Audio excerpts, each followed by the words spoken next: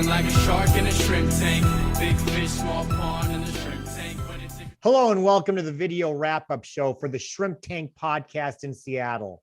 I'm Dan Whedon, and I'm joined by my co-host, Phil Simchich.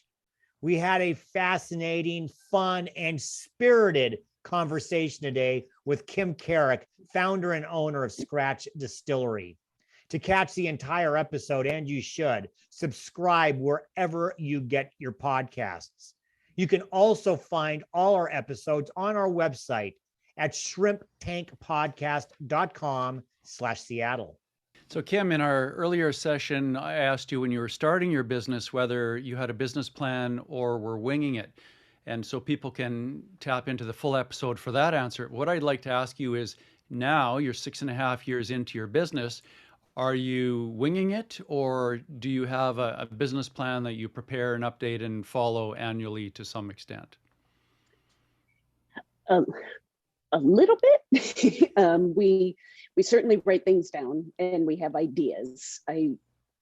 It's the good and bad of still being mom and pop and not having other, board members to answer to or whatever. So some people would consider that we're probably winging it, but in our world, we're fairly organized about the next products we want to do, when's the right time to do them, when's the right time to roll them out. Of course, there's always delays, then, that you sometimes get right, sometimes don't. But so kind of a hybrid. At this point, we're at this, like I said, we built it as a communal place. It's about the connection with people. We also have some products that Genealogy at home that doesn't require people to be here. So we have some other avenues to plan towards the future and have hopefully growth in that way, that it doesn't always just make it so it is only about this place. So that's the hope, is that we can grow it far enough and wide enough that at some point we're able to step away and not always be the cooks in the kitchen, and be able to, do more of the big picture stuff. That's always the tough part right now. So we're at that crux of almost there, but it's getting to that next step. Well, speaking of Genealogy at home, Kim, you announced something really kind of new that you're doing that's from something old. Genealogy you've been doing for a while, and now you've created an opportunity for people to have fun at home with it. So if you would, please describe what Genealogy is and what's this new Genealogy at home. Okay.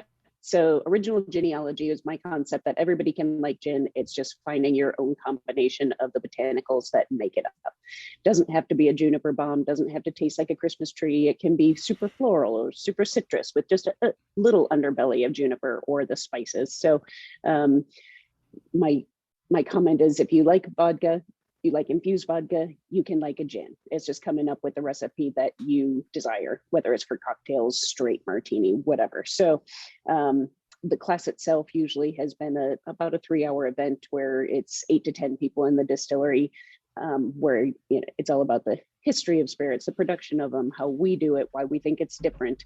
And then you get to try 33 different individual components that can make up that gin that we blend, and you go home with that night. So what Genealogy at Home does is it takes the off-premise part of it and just focuses it on you being able to customize your own gin from home, from the comfort of your couch. And we basically, you can go on our website, on our shop page, purchase Genealogy at Home. We will send you a thank you email that gives you a link to a gin quiz and the password. And so it's a protected part of our website where you can go and take this little gin quiz about your preferences of what type of gins you like, you don't, flavor profiles, enough to give me enough information that I can build your custom gin, ship it to you within 2 weeks, and or even some local people have just done it and picked it up. But I build in the shipping cost into what we charge, just keep it simple. And then in 2 weeks later, you have your own gin. You can reorder your recipe too. I forget to tell people that sometimes. So right now, our Genealogy, our original Genealogy, I'm in the 900. So I've done almost 1,000 bottles to this point. So Genealogy at Home, we just released literally just a week ago. We just sent out an email to our newsletter and just started posting on social. So that's the scoop. Kim, thank you so much for being a guest here on the Shrimp Tank. For our listeners that want to get in touch with you and learn more about you and your company, how can they get more information? So scratchdistillery.com or scratchspirits.com or genealogy.com. So a few different ways. And the genealogy, of course, will take you right to that page of our website specifically. You can always email me, Kim at scratchdistillery.com. All the socials, of course. Awesome. Thanks, Kim. Everyone, make sure you check out all the replays on shrimptankpodcast.com/Seattle and wherever you get your podcasts, such as iHeart, Apple, Google, or Spotify. And please follow us on our social media pages on YouTube, Facebook, and Instagram. Well, Kim, thank you for having been here again. And to everybody out there, they have a great membership program. I'm on it. You get some exclusive deals and some discounts on things. So you need to become a scratcher like Dan is. Kim, thanks a lot. Phil, thanks for being here. Everybody, as Phil said, join the Facebook page. That's where we, every Wednesday at 12 p.m. Pacific, have a new guest, except for next Wednesday because we're taking Christmas off. So our next show will be on December the 29th with Craig Lawson from Craig Lawson Live. So please join us. Until we see you again, please be healthy, be prosperous, and of course, have some fun and spirits, because for right now, the shrimp is back in the tank. So long. I've been feeling like a shark in a shrimp tank. Big fish, small pond, and the shrimp